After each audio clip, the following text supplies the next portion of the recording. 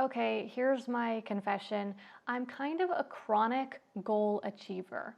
I've started a business, grown it to multiple six figures, started and grown my YouTube channel, written a book, and just achieved so many other goals. And this is kind of how I get things done in life. Now, there's no doubt about it. Achieving goals has improved my life in so many ways, but I honestly can't say that achieving these goals has made me any happier than I was before I pursued them. And I don't think I'm the only one who's struggled to find satisfaction with life.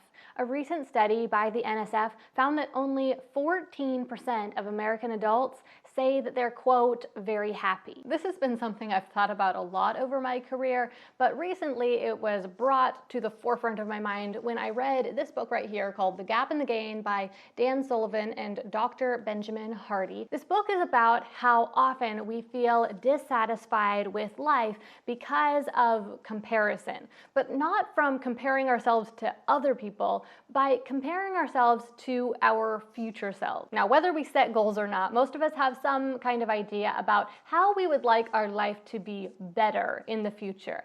And so we have this ideal future state that we are imagining. Maybe we're thinking about how we might live in a bigger house in the future, or we might get married, or we might have a baby, or we might get to travel to a country we've never been to before, or we might be able to retire eventually, or something like that. And what we do is subconsciously we compare ourselves right now to that future self. And then we feel dissatisfied because we don't measure up. And that difference between where we are today and where we would like to be someday is what this book calls the gap. Now, the alternative is that we could live in the gain. The gain is where we look at all the progress we've made so far, and we really appreciate how far we've come. And this could be looking at you today compared to where you were at the very start of your journey. So for example, where I'm at with my business today versus where I was when I first started. And if I just could put myself into the shoes of Gillian 6 years ago, who was just wanting to start a business, then of course I could look at where I am today with so much appreciation and amazement for the progress I've made, and also just be like humbly thankful for how much I've been able to accomplish with God's help. And that's amazing, right? And so this book urges us to live in the gain rather than living in the gap. Here's a quote from the book from page 14. It says, "When your happiness is tied to something in the future, then your present is diminished. You don't feel happy, confident, or successful. But maybe in the future you will be." Or so the logic goes. But here's where I kind of got stuck. So honestly, this book is so good, and I would highly recommend that you give it a read or a listen. But I still, even after reading it and understanding the concept, I actually became even a little bit more frustrated with myself because I kept finding myself stuck in the gap. No matter how hard I tried to shift my mindset and focus on those gains, I still over and over again just found me coming back to the gap. I especially struggled with this when it came to goal setting. Because here's the thing, I like setting goals, and I find that they are really effective for helping me to get things done in life. But as soon as I set a goal, I just automatically fall into the gap. Because when I set a goal, basically I'm saying, I would like to be over there, not over here. And so then I'm just comparing myself, well, I'm here, not where I want to be.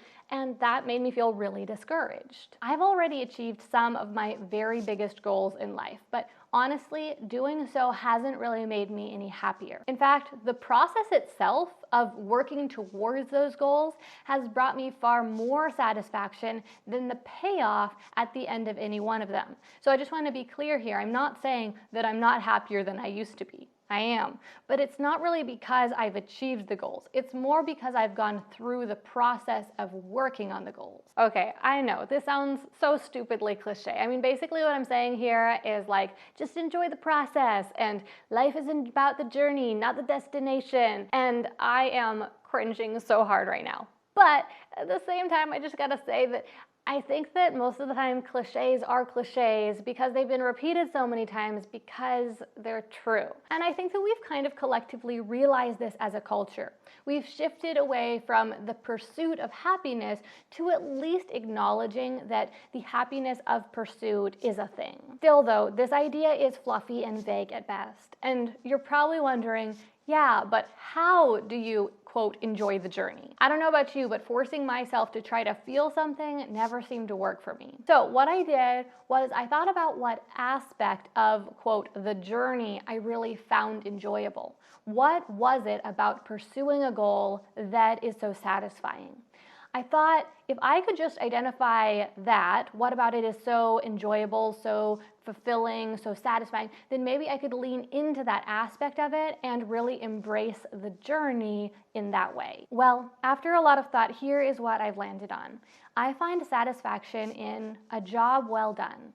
You know, like when you try to do something, you work really hard at it, you see the work you've put into it, and then you're satisfied with your effort. Really, there are so many different aspects of this that can be enjoyable. Solving problems can be fun, exerting yourself can make you feel energized, and then when you step back at the end and you see what you've created, then you get the satisfaction of a job well done. Now that last little bit there might sound an awful lot like getting satisfaction out of the end results, which is exactly what I was earlier saying I didn't really experience. So let me just take a moment to explain the difference that I experience. I get a lot more satisfaction out of completing each individual step of a process and seeing the results that I got with that little step than I do from the big end result. I think this is because I'm really getting satisfaction out of my effort, not the result at all. And I'm able to much more closely connect my effort to each individual step that I complete than I am able to connect it to the final result. Let me give you an example.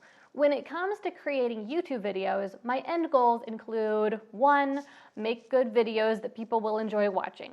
2, get thousands of views. And 3, attract potential customers to my business. But in the process of creating a YouTube video, I get the most satisfaction out of a single beautiful shot or a particularly smooth edit.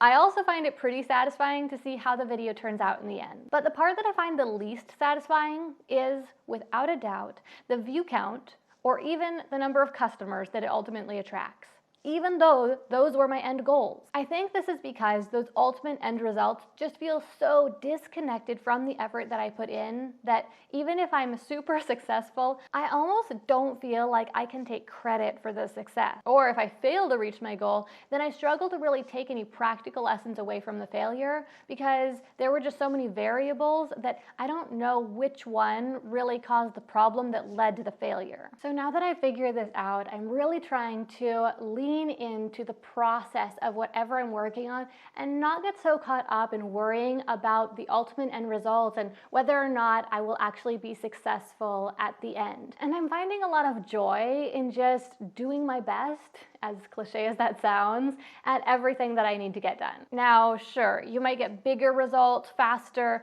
from doing, quote, B grade work and not trying to make everything perfect. And I think that there are definitely situations that call for that approach. But I just know that I sure get a lot more enjoyment out of doing A+ work.